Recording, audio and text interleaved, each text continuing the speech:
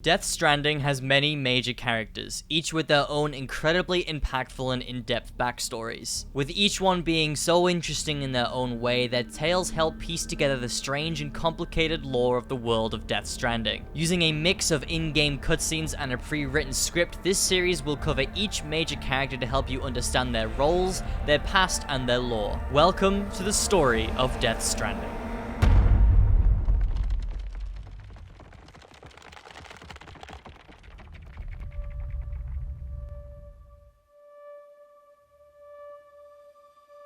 Die-Hardman, real name John McClane, was part of the United States Special Forces, serving under the command of Captain Clifford Unger. During his time in the army, John survived many wars against impossible odds, and believed that it was thanks to Cliff's leadership rather than his own ability, when in reality it was the exact opposite. John left the army eventually and began working for Bridges after some time, rising the ranks quickly and eventually becoming a special advisor and even a security guard for then President Bridget Strand herself.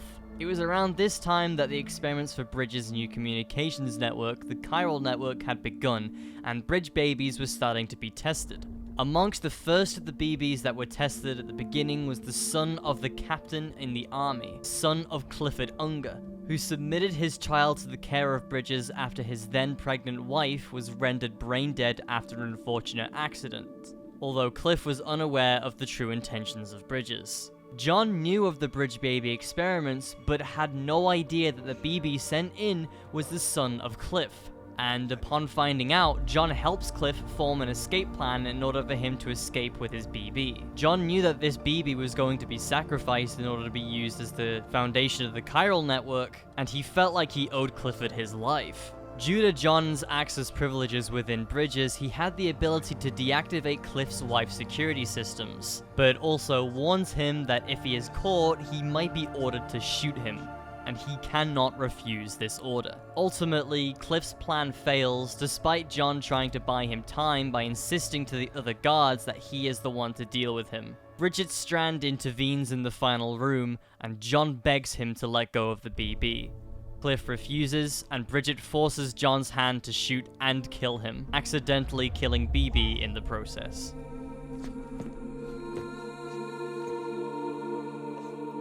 Captain,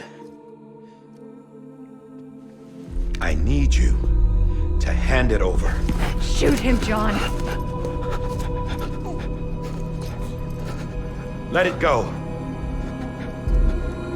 Please! Shoot him! I gave you an order. Shoot him!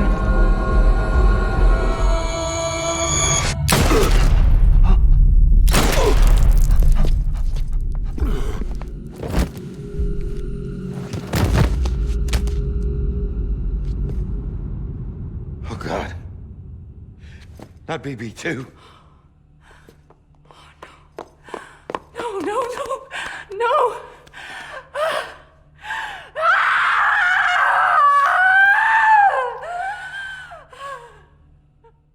Due to this incident, both Bridget and John agreed to faking John's suicide, and forged him a new identity of Die-Hardman, and was given Bridget's mask to obscure his face. He used this mask for decades to conceal his identity, and whenever he was asked about it, he claimed it was hiding facial burns.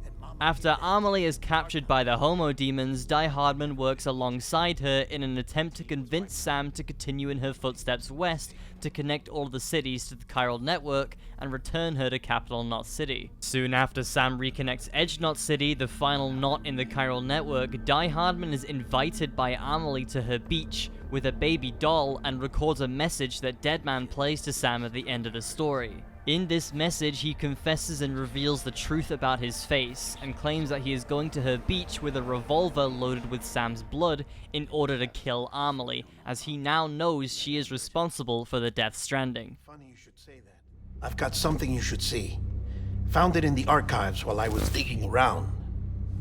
It's a pre-recorded message from the director labeled, "If I Don't Come Back."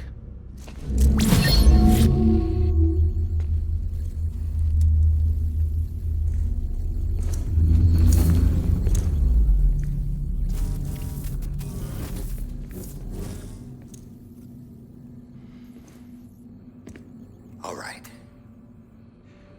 This message is insurance, in case something happens to me.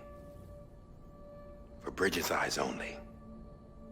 And I sure as hell hope that's who's watching. I got a little present from Emily. Said she'd take me to the beach if I wanted. But I'd need this doll to show me the way. It's a trap. It has to be. But I've decided to play along. You've all been playing along too, haven't you? You know this mask hides more than just my face.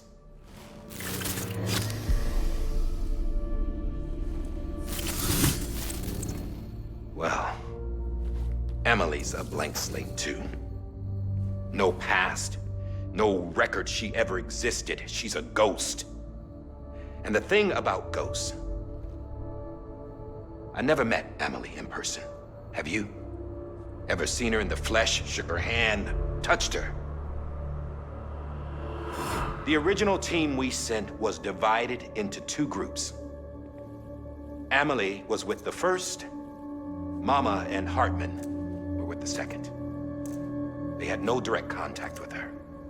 How can we be sure that Emily is an extinction entity when we don't even know if Emily is Emily? Hell, for all I know, the EE theory might be bullshit. But if it's not, if she's the cause of the death stranding, then I have to accept her invitation.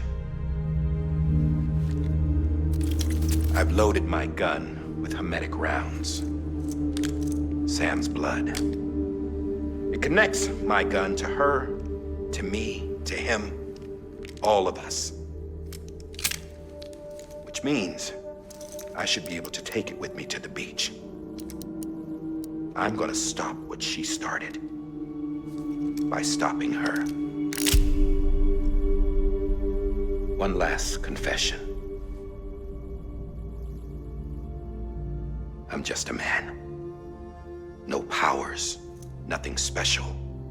Don't have dooms, I can't repatriate like Sam either. Don't know the first thing about dying, I had never tried it. Yeah.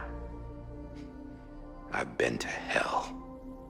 Every single battlefield was hell.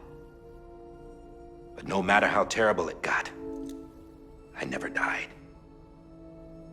Because all I ever did was run from death. Well, I gotta go. She's calling for me. Bridges, don't let me down. He is found here later by Sam and Amelie, aiming his revolver at Bridget Strand, interrogating and planning to shoot her. However, he is interrupted by the arrival of Clifford Unger himself, who Die-Hardman had not seen since his death, and who brings him to his knees. This is the last we see before Sam is pulled from the beach by Amelie. Upon the prevention of the last stranding, Die-Hardman becomes the new president of the United States, and holds a speech at his presidential inauguration honoring Bridges, and in addition, Sam. When Sam leaves the inauguration when attention is brought to him, Deadman meets him outside and reveals to Sam what he has discovered about Die-Hardman, and tells him all about his past as a military soldier. Very soon after, Die-Hardman meets Sam in the corridor and confesses everything to him. Sam.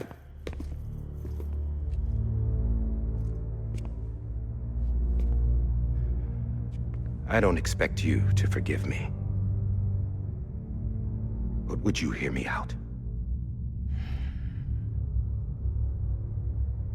I killed Captain Clifford Unger. I would tell you I did it for America. For love of country. But I didn't. I did it for her. Because I loved her with all my heart. She was everything to me. Everything. Now, I'm not trying to make excuses. I just want you to know that not a day's gone by when I haven't thought about it. Time didn't help. Or the mask. Please, let me finish.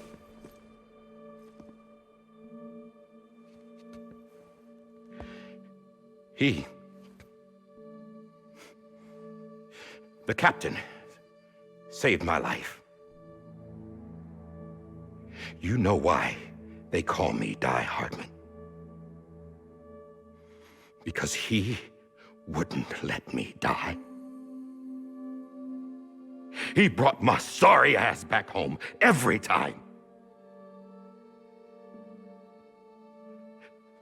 And I loved him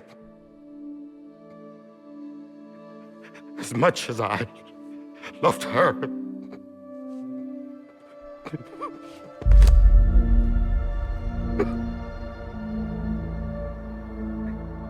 And when he stared me down, that ghost, I knew he was here to kill me, to make it right. And why shouldn't he?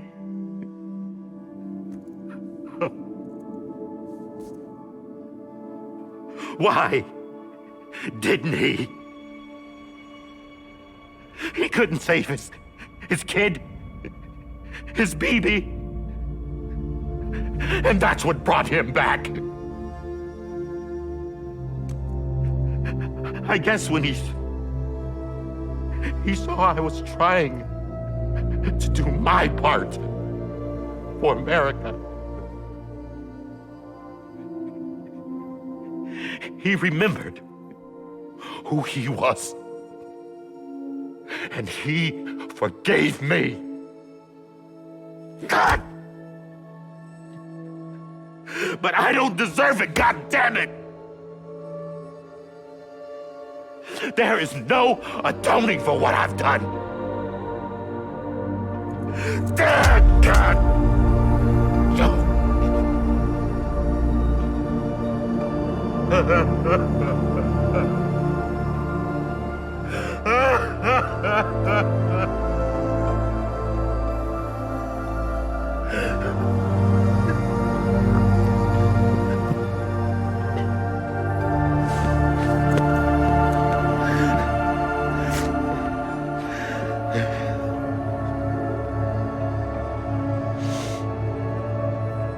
But maybe this is the next best thing. Maybe he brought me back from the beach for a reason. One last time.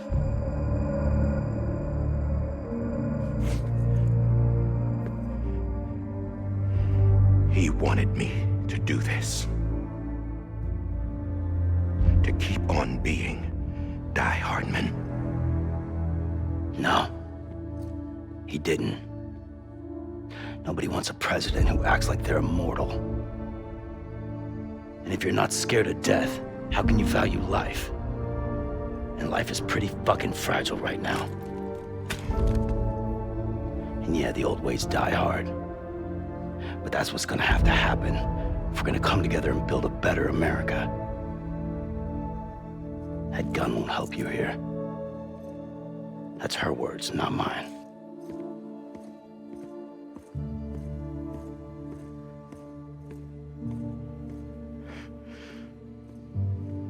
Thank you, Sam.